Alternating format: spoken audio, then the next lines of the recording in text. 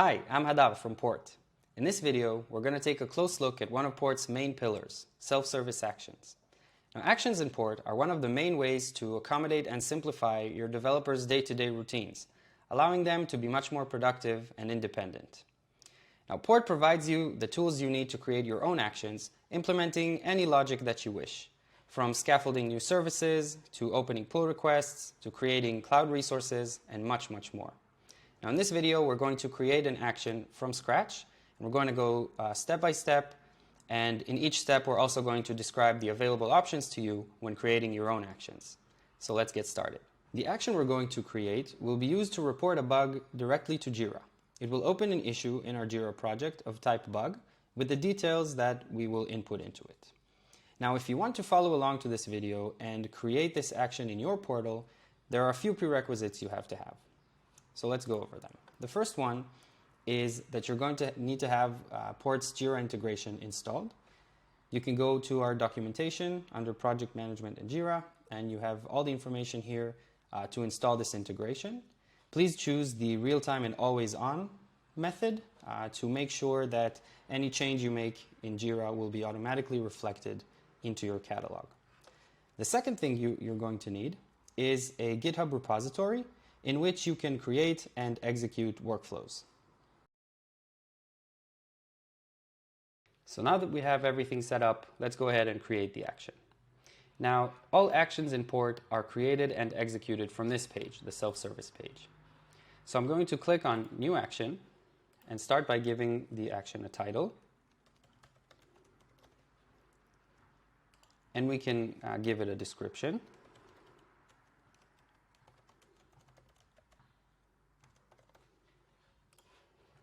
For the icon, let's choose Jira. Now under operation, we have three choices. We have create, day 2, and delete. Now create means that the logic of this action will result in creating a new entity in our software catalog. So this one is useful for things like scaffolding a new service, right? Since we have a bunch of our services in our catalog, and scaffolding a new service will result in a new one being added, and we would want it to be added as an entity to our catalog. So we would use create. Now day 2 will be used when you already have an entity that exists in your catalog, and you want to run any logic on it. So maybe you want to change its properties, add a property, or anything of that sort. And lastly, we have delete. So it's just like create, it's the opposite of create. It will result in deletion of an entity from our catalog. So in our case, we're going to choose create, since we want this action to result in creating a new entity of type Jira issue in our catalog. Now lastly, we have the blueprint here. So in Port, actions can either be tied to a blueprint, or they can just be free or anonymous actions. So you would use an anonymous action when you want to run some logic that is not dependent on any blueprint in your data model. For instance, say you want to have an action that just sends a Slack message to your coworkers. So you would not need necessarily to attach a blueprint to that. In our case, this action is directly tied to the Jira issue blueprint, since this is the type of entity that we are going to create. So let's go ahead and choose that. So now that we have the basic details set up, let's go ahead and click Next and move on to the next part, the user form. So this is where we will define the inputs that the user executing this action will need to provide. So let's go ahead and click on New Input. So the first one we're going to define is the bug's title. So I'm going to call this short title. And next we need to choose a type. As you can see, Port supports a wide variety of types, ranging from strings to numbers, toggles, etc. In our case, we're going to choose text, since we just want a string for the title. Now as you can see, once I chose text, the form changed a bit. So each input type has different configurations. So depending on what you choose, the form will change a little bit. So next we need to define whether or not this input is required. I'm going to choose true, because we don't want people to report a bug without giving it a title. We can also give a description to the input itself. And same as we did with the action itself, we can also choose an icon for this input. Now down here we also have additional options that we can set. For instance, we can give this a default value. We can set some constraints such as minimum or maximum length of the string, and we can also use a regular expression to define any validations that we want on this input. So I'm going to leave this blank for our case and go ahead and hit create. Great, so that's our first input. Let's add another one. I'm going to call this description. And again, it's going to be a string. This is the description of the issue itself, what appears in the body. So again, I'm going to set it to required. I'm going to call it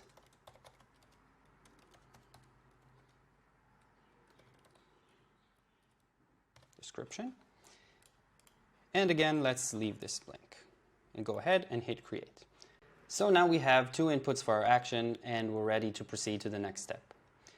Before we do that, a quick word about advanced configuration. So Port allows you to create more complex user forms with dynamic fields that depend on other fields and things like that. So if you want to read up on that, go ahead and check out the docs, click on the read more button here. And once you're ready, click next and let's proceed to the next step. So now that we've defined the action's front end, meaning the basic details and user inputs, we now want to define its back end, which is where the logic will actually run. So the first thing we need to do is select an invocation type. As you can see, Port offers 6 different options for invocation types, which will determine how and where the logic will run. So first of all, we have these 4 major CI/CD platforms. We have GitHub, Jenkins, GitLab, and Azure. So if we choose one of those, then since they already have their own workflow mechanisms, Port can just trigger workflows directly in one of them. Other than that, you can also use a Kafka topic and publish the action to a dedicated Kafka topic and read it from there. Or you can use a webhook URL and send the action via post request to your webhook URL and handle it there. Now, depending on the different tools you use in your organization or your use cases, you may choose a certain invocation type. For this video, we're going to use a GitHub workflow. So let's select that. Now, you will need to install Port's GitHub app. It's a really quick installation, less than 30 seconds. And once you're done that, come back here. Now, to trigger a workflow in GitHub, we need to tell Port where it is. So first we need to fill in the organization. So mine is called Port Samples. If I quickly go here, I can show you that I'm using this organization and this repository named Port Actions. So I'll fill that in as well. And we need to provide the workflow name. So in GitHub, workflows reside under .github/workflows. So if I go back here under .github/workflows, you can see I have several workflows here. So I'm going to take reportbug.yaml and fill that in here. Lastly, we have the report workflow status option. So what this will do is this will determine whether or not the action in Port will set its status automatically according to the status of the workflow in GitHub. So say a workflow is running in GitHub and it fails. If this is set to yes, then the action in Port will automatically fail as well because it will take the status directly from GitHub. Great, so the last step we have in defining the backend is to configure the payload. Now, the payload is data that is sent to the backend every time the action is executed.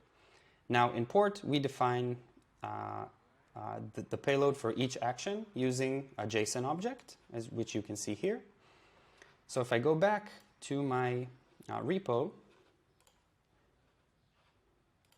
I have prepared a payload that we're going to use for this video. So you can also go ahead and copy this. I will add a link to this in the video. I'll go back and paste it here. And now let's break this down. So the way the payload works is it's just a JSON object with key value pairs, where the key is the name of the input that you can also then later in the backend use to access this input. And for the value, as you can see, we're using JQ expressions, which actually take the data that we want directly from the action object. To better understand this, let's test the JQ. As you can see, you have a little button here that allows you to test your expression against a sample JSON. So I'm going to hit test JQ. And now port generates this example of an action run object. And this is very, very similar to what the object will look like when we actually trigger the action. So we can see that in the root, we have inputs. And under that, we have both of our inputs with just some placeholder value. We also have some information about the executing user and his organization. And if I scroll down a bit, another important one is the run ID. So again, whenever you execute an action run object is created in port, and it has its own unique identifier, which you can then later use to interact with this action run and to send logs to it or add links to it, and we will see examples of all of these later in the video. Now, if I scroll down, you can see that I have the payload that I configured, the one that I pasted here, and if I scroll a bit further down, we have a test button. Now, this is a great way to check two things. One, that your JSON is syntactically valid, and two, that the data that you are accessing here using JQ is correct and that it is indeed the data that you want. So I'm going to hit test. So I can see that it's valid because I get a result. And I can see that I get the user's first name, his last name, the run ID, and I can see that the two strings that we saw as placeholders before are indeed, they do indeed appear here under short title and description. So it looks like our payload is good. Once we're done, we can go ahead, click done here, and click next to proceed to the last step of creating an action. To finish off the backend part, let's take a look at the workflow itself.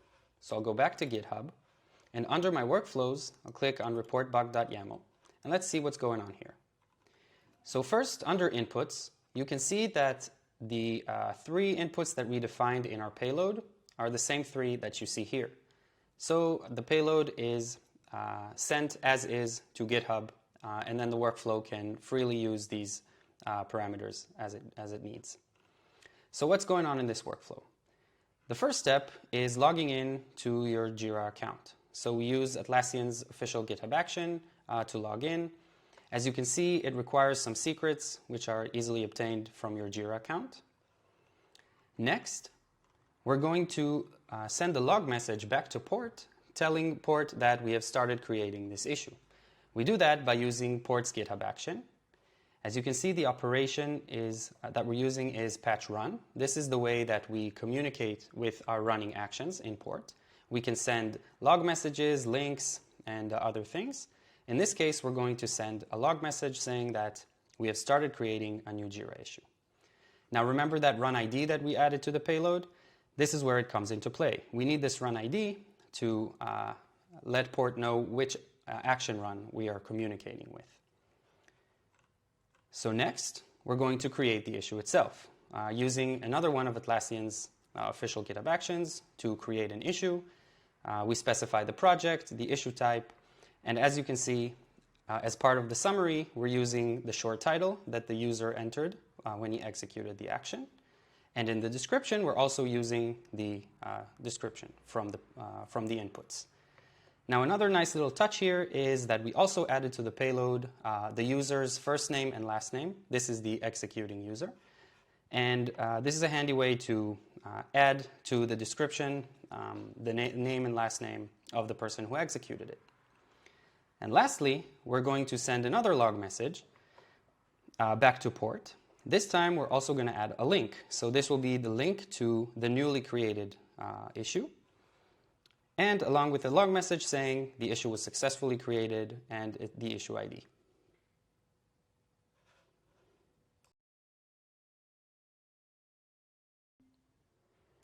So let's go ahead and proceed to the final step, defining the action's permissions. So here we can control everything related to permissions. For instance, we can give execution permissions to specific users or to specific teams in port. If we want, we can turn on this toggle, and that will make this action entirely public, and everyone in the organization will be able to execute it. Aside from that, we can also define manual approval. So for sensitive actions, you can enforce manual approval and require that someone else in the organization has to approve it. And he can be notified via email, Slack, or webhook. So you can define whichever one works for you. And here you can also define who can approve this action. So you can select specific users or, again, specific teams. And you also have the option to just give general access to all admins, and they're the ones that can approve actions. So for this case, let's not enforce manual approval and just leave it as is as a public action. So I'm going to go ahead and click Create.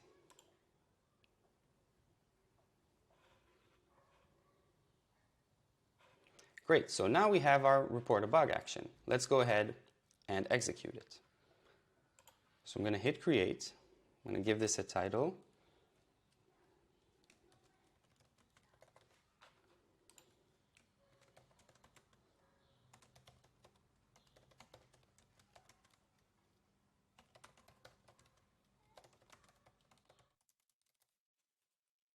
And I'm going to hit Execute. Now, while the action is being executed, I can click on View Details here, and this will take me to the Action Run page.